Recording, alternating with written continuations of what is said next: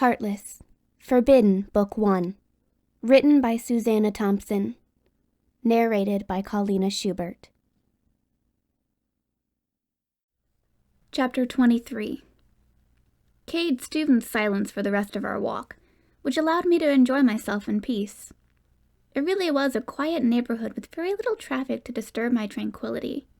Since the houses were set back from the road, all the usual noise of family living was probably muted by the distance. I imagined that children were outside playing in their yards, but they were too far from the sidewalk for me to be able to hear them. No one else was out on foot, and I had never experienced such a peaceful walk before, not even in the park. It almost looked like a park with all the trees lining the road. I decided that I was going to go walking around this neighborhood every chance I got from now on. Morgan Street looked much the same as Cade's. We walked down a long driveway to reach her house, which was also a mansion. She opened the door as we were walking up to it, and I could see anxiety on her face before she smiled warmly at us. "Hi," she greeted us. "I got your message that you were coming over. It's so nice of you to worry about me, but I'm fine now." She stepped back so we could enter, and her gaze strayed past us. "Logan said he was, coming over too." "Yeah," Cade replied. "We talked about that last night." "You talked about me?" Morgan asked anxiously. "About coming over to see you," Cade clarified. "Oh," she responded. Come sit down in the living room. I'll get you something to drink." She led us into a spectacular living room with a wall of huge floor-to-ceiling picture windows overlooking the terrace and the pool. I stood transfixed by the sight, only dimly aware that Morgan was bidding us to sit down. "It's beautiful," I said in awe. "What is?" Morgan questioned. I looked at her and gestured toward the windows. "This. The room. It's amazing." "Oh," she said as she gazed around her without any of the appreciation I was feeling. "Thanks. I'll get your drinks. Is lemonade okay, or do you want pop?" "Lemonade is good," I told her enthusiastically, anticipating the refreshing drink after our walk. "Yeah, that's fine," Kate agreed. "Okay, I'll be right." Morgan froze at the sound of the doorbell. "He's here," she exclaimed with a panicked expression. "Oh God, I'm so embarrassed. I threw up all over his shoes." "Only a little bit got on his shoes," I informed her, but that didn't make her feel any better. "It wasn't your fault," Cade told her. "It's not like you got drunk and puked on him." Morgan covered her face with her hands. "I'm sorry I ruined your party." "You didn't ruin anything," Cade proclaimed ardently. "You're okay. That's all that matters." His impassioned declaration and the fierce conviction in his gaze as he looked at Morgan made me feel some kind of raw, basic regard for him. There was nothing selfish or uncaring about his intense concern for Morgan, and I couldn't help my human response to his sincerity. It unsettled me to have positive feelings for Cade, so I shifted my focus to Morgan and tried to lighten her mood. "At least now you don't have to pretend to like shrimp anymore." "You don't like shrimp?" Logan inquired. I turned to see him entering the room with Taylor. Her gaze immediately fixed on Cade. "Hey," she greeted him. "It's so nice of you to check on Morgan. She gave us a scare." Her expression darkened as it flitted over to her sister. "All because she wouldn't admit she hates shrimp." "Why'd you pretend to like it?" Logan asked in puzzlement. Morgan looked like trapped prey, so I jumped in to answer for her. She didn't want to hurt Cade's feelings. The absurdity of those words almost made me cringe for even speaking them, but I pushed on. Because it was his party, and his mom went to all the trouble of catering it and everything." "Actually, it was your party," Cade said to me. "We had it so you could meet everyone." "That's so nice of you to introduce your stepsister to everyone," Taylor said. "And she even found a boyfriend." "He's not my boyfriend," I corrected her in alarm. "We haven't even gone on our date yet." She waved off my concern. "I'm sure you'll hit it off. What's not to like? He's charming, handsome, rich." She added with a catty laugh that tipped me off that her attitude toward me had changed for the worse. "Then why don't you date him?" Kate asked her coldly. She responded with an airy laugh. "Brandon's like a brother to me." "Oh, but maybe Lexi's right about him. He went on a date with your last sister too, and they didn't go out again. She wasn't my sister, Cade told her angrily. My dad never married her mom, and don't compare Lexi to her. Lexi is nothing like her. Well, I don't know, but I heard she was a really friendly girl, Taylor said. Lexi seems really friendly too. Cade looked like he wanted to hit her. She's not like that. Taylor feigned dismay. She's not friendly? That's not a very nice thing to say about your new sister. Stepsister, Cade and Logan said at the same time. Cade was angry while Logan looked amused. Taylor, help me get the lemonade, Morgan urged anxiously.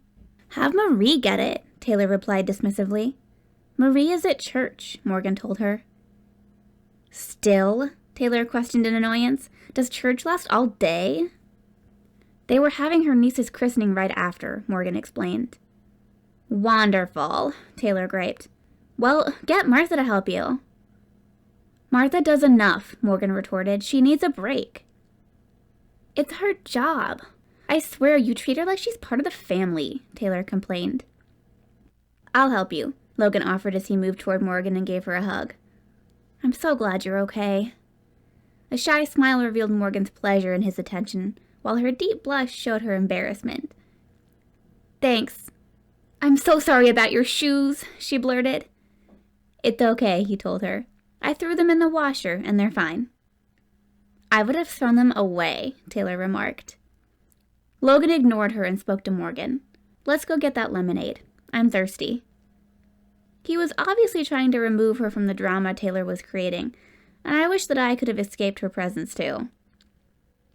I sat down quietly and hoped to avoid further interaction with her, but Cade sat down right beside me despite all the available seating in the spacious room. Taylor then sat down right beside him, making the situation even more awkward. I gazed at the expansive view beyond the windows and tried without success to tune out their conversation. So, Taylor began, here we are again. I've missed you so much, and it's great to have you back. I'm here to see Morgan, Cade said. You don't need an excuse, she told him. We can pick up right where we left off. We don't have to wait anymore, she added seductively. I'm ready to be with you.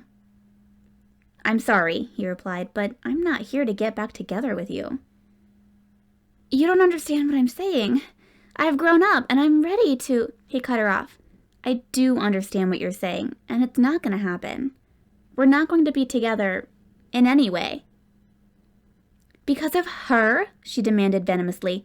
Your new sister? Brandon told me how you got jealous over her. That's sick, Cade. She is not my sister, he exploded. My dad married her mom. That's it. She just moved into my house 1 week ago. So how the hell does that make her my sister? Your parents are married, she retorted. So that makes her your stepsister, which makes it... I don't fucking care, he exclaimed. So shut up about it. There was silence for about 10 very long, very tense seconds before Taylor spoke to me in a smooth, cultured voice that emphasized her privileged upbringing. What about you, Lexi? Do you care if Cade is your stepbrother? Or are you planning to follow in your mother's footsteps and get yourself your own Stover? Shut up, Cade snapped at her furiously. Just shut, you're stupid... Why should she? I interjected, interrupting him as I finally turned my head to look in his direction. Isn't that the same thing you said to me? My gaze shifted toward Taylor as I stood up. To answer your question, I'm planning to go to college and get as far away from snobby people like you and Cade as I can. Thank you for your hospitality. I swept out of the room with my head held high and what I hoped was a dignified exit. Cade ruined it by following me. Stay here, I hissed at him. Just leave me alone. Don't listen to her, he urged. It's not her, I cut him off in exasperation. It's you. You're the problem, so stop.